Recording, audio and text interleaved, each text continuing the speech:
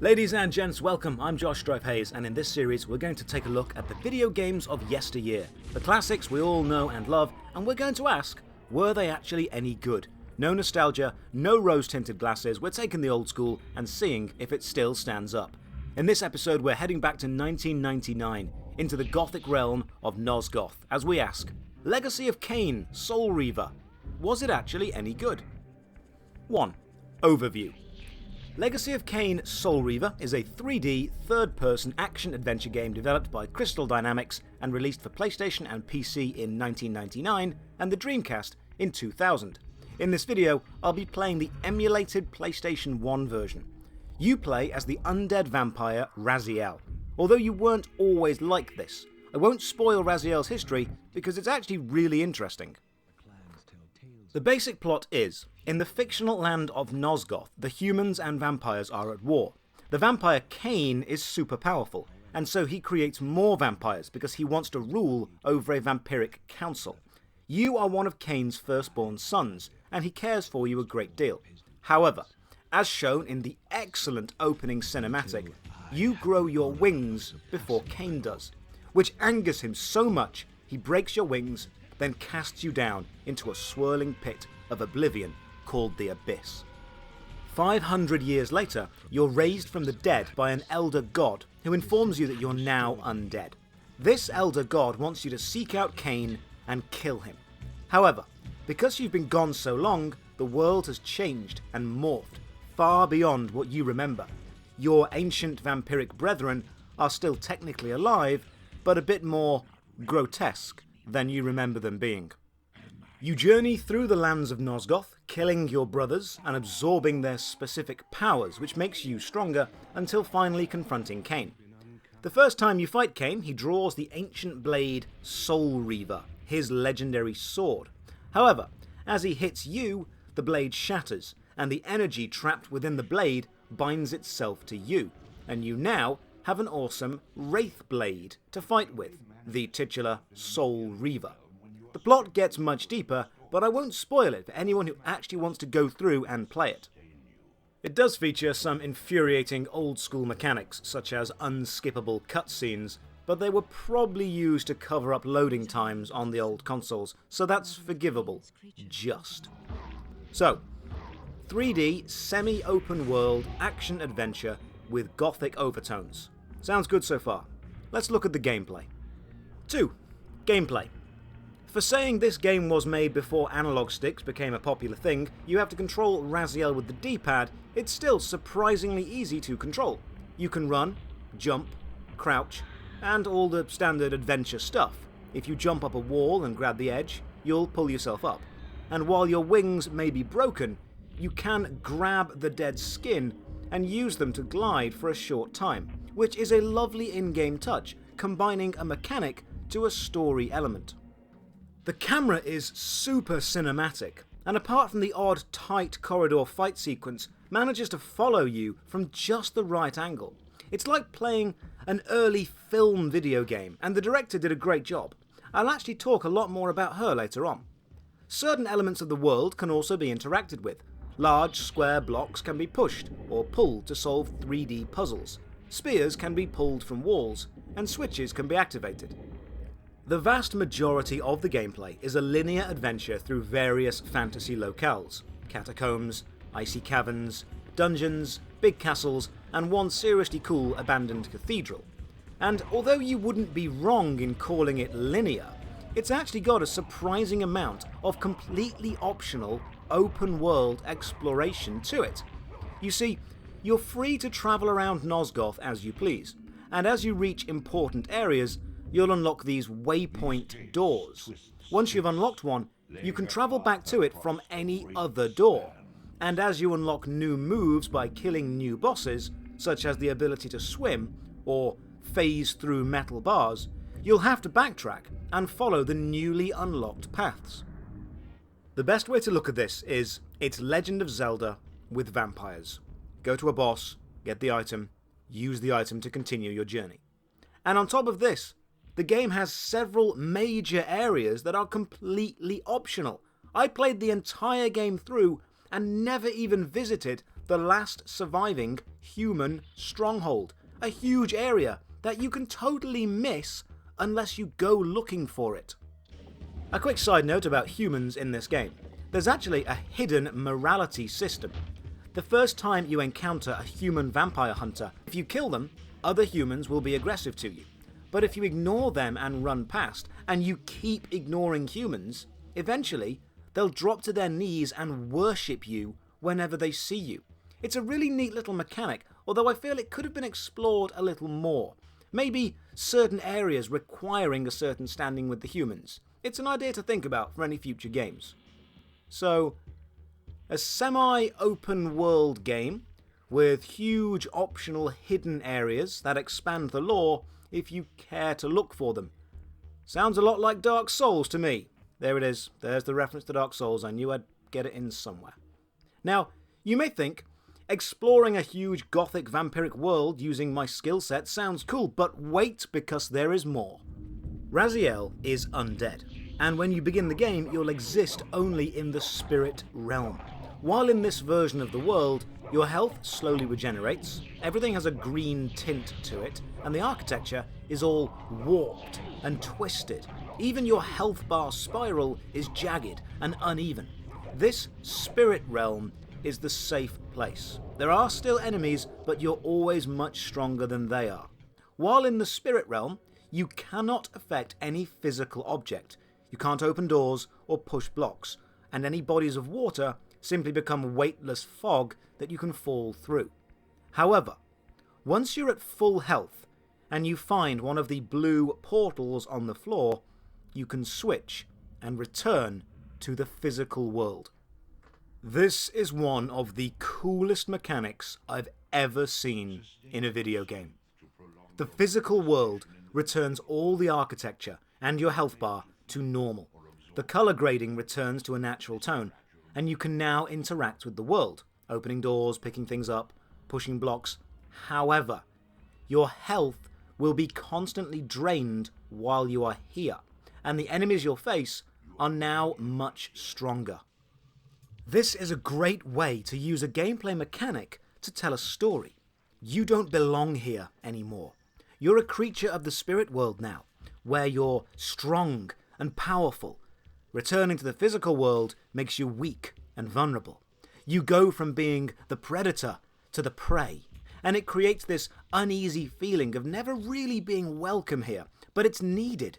For progression, you need to open doors, you need to pull switches, you need to trespass in the physical realms, your old home, to continue your journey.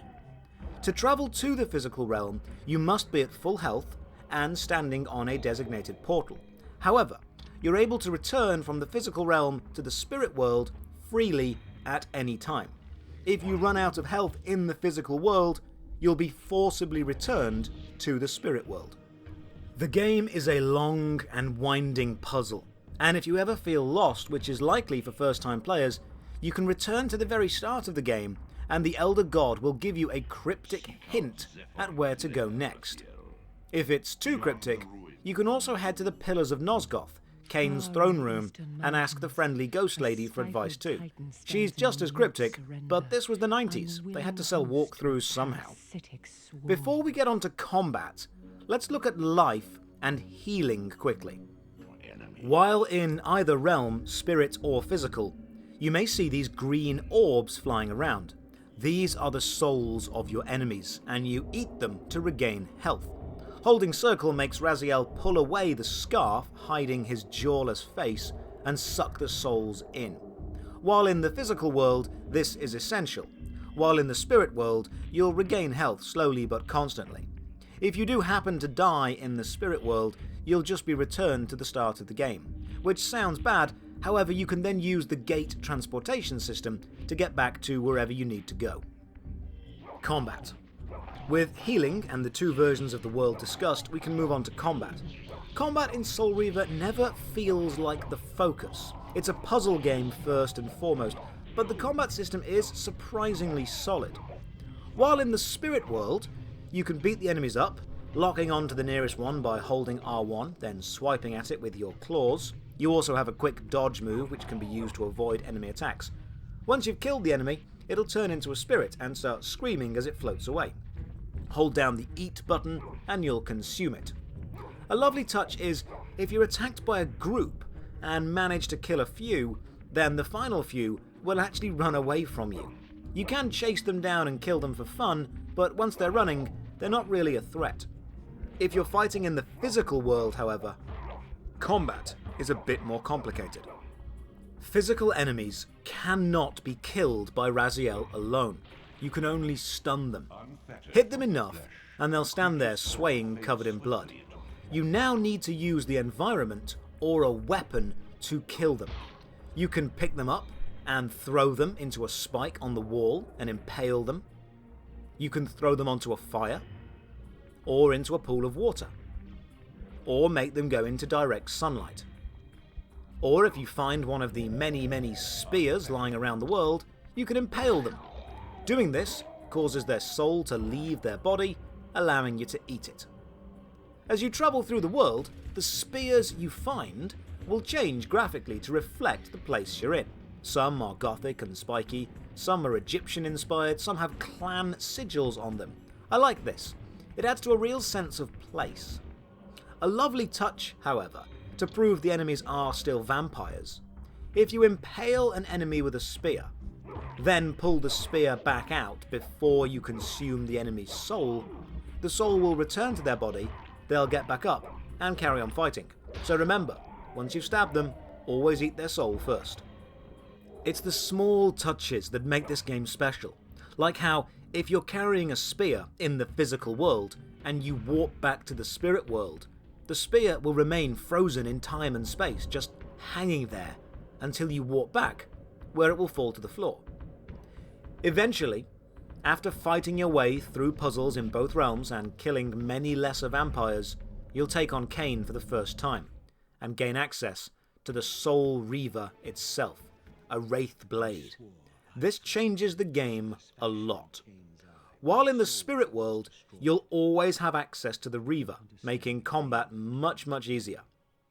When in the physical world, if your health is full, you'll have the Soul Reaver and it will sustain you. You won't lose any health, meaning you can now stay as long as you like. However, if an enemy hits you at all, you'll lose health and the blade, and your protected life status, until you feed and get it back.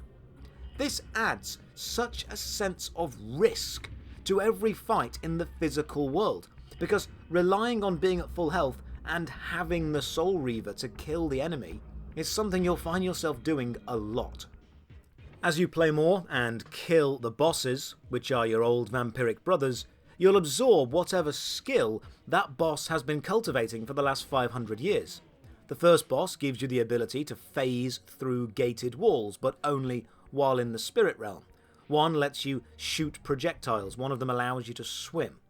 I like how the game does this, as the bosses will use that power against you during the fight, then grant it to you upon their death.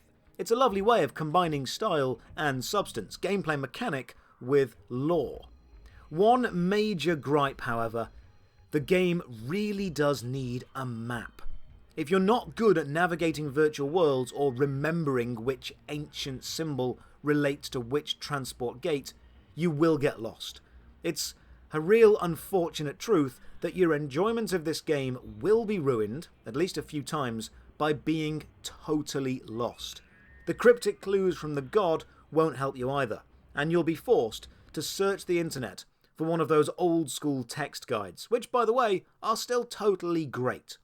The world is memorable enough that you can picture where you need to go, but big enough that you'll forget how to actually get there. As you do explore, you may find hidden power-ups. This footage right now was me discovering this piece of a health power-up totally by accident while filming this.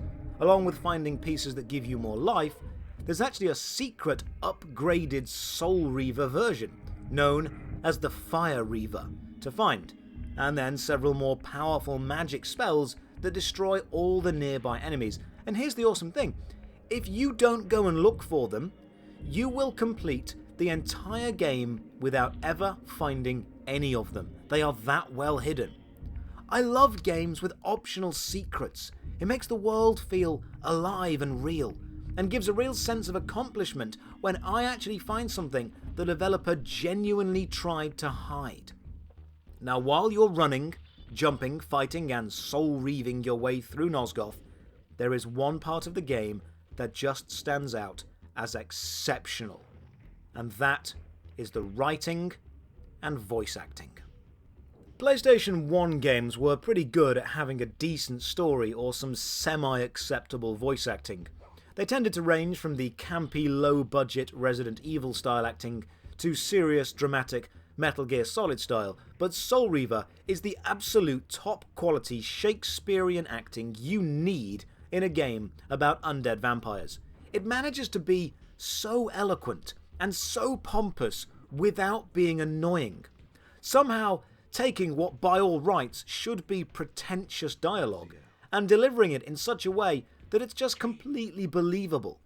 The voice actor of Raziel, Michael Bell, has also been in Ratchet & Clank, Diablo 2, Warcraft 3 and Baldur's Gate, which is a pretty prestigious CV.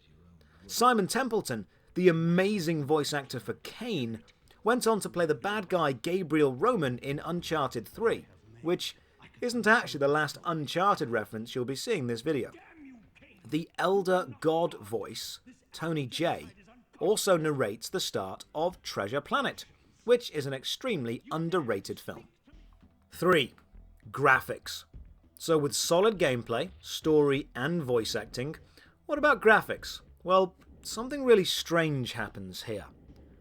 Soul Reaver is graphically perfectly acceptable.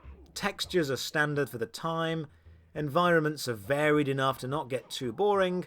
The open expanses, of course, are limited by the PlayStation 1 hardware, so the draw distances weren't great, but graphically it's nothing to brag about.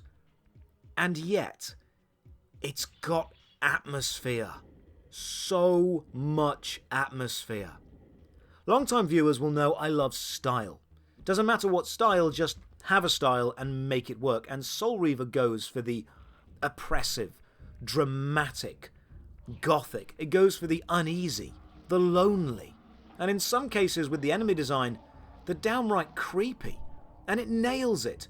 The twisted pipes of the abandoned cathedral, the glass windows of the last human monastery, the tomb of the Sarafan having the whole floor fall away whenever you switch to the spirit realm. It manages to take the limited power of the PlayStation 1 and create a truly immersive atmosphere, which is only enhanced by the excellent music. And that is a nice segue into the soundtrack. 4. Soundtrack. Soul Reaver does something difficult.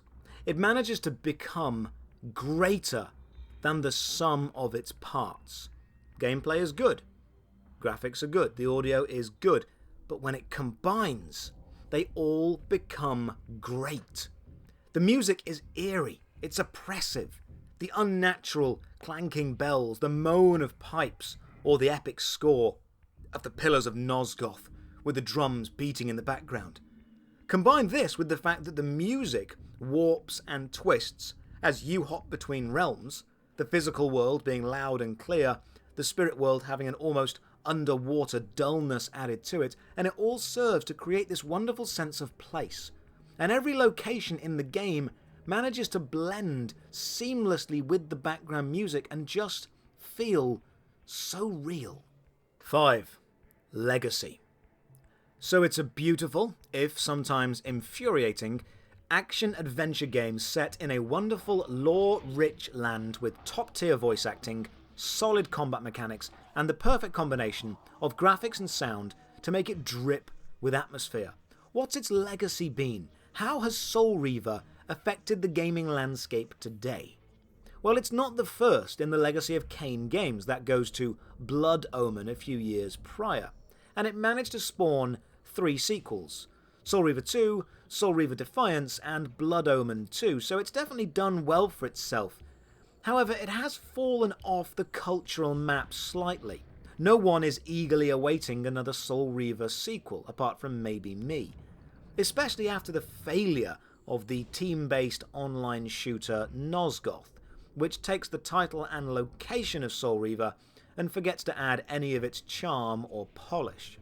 It's a shame that the Legacy of Kain series didn't make more of an impact on gaming, because I think it's got one of the best stories and cast of characters in any game series ever. Plus, it was directed like a film. During jumping up cliff faces or gliding from building to building, I often felt this was, cinematically, ahead of its time. The director's done a great job. Speaking of the directing, I wonder what the director went on to do after this game, as while I was playing it, I felt very connected to the world and the character. I felt the camera was beautifully placed in almost every room. I felt that Soul Reaver, if remade today, would end up being an absolute spectacle. A puzzle game combined with an action game. A movie game, kind of like Uncharted. So I googled the director, Amy Hennig. Oh, it turns out she did go on to direct Uncharted 1, 2 and 3. That actually makes total sense. So now we're left in a rather sad place in relation to Soul Reaver. Its time has definitely passed, and I don't see the chance of a revival likely anytime soon, but for its time, it was groundbreaking. And today, it still stands up really well as both a game and a piece of art to play through. So, was Soul Reaver actually any good? It was goddamn brilliant, and it still is. And it's such a shame it's not still being made. Ladies and gents, thank you so much for watching. I know this has been a very long video. If you have any feedback or opinions, leave them in the comments below, or drop a like if you're feeling generous. It's always appreciated. If you'd like to be notified of any future videos, you do have to click on the little bell icon. I hate asking, but I do work on YouTube, so I kind of have to. Do you have an old game you'd like me to play through? Let me know in the comments, or come and join us on Discord, link in the description. Or say hi on Twitch, over at twitch.tv/Josh Strife Hayes. Thanks for your time, and have a great day.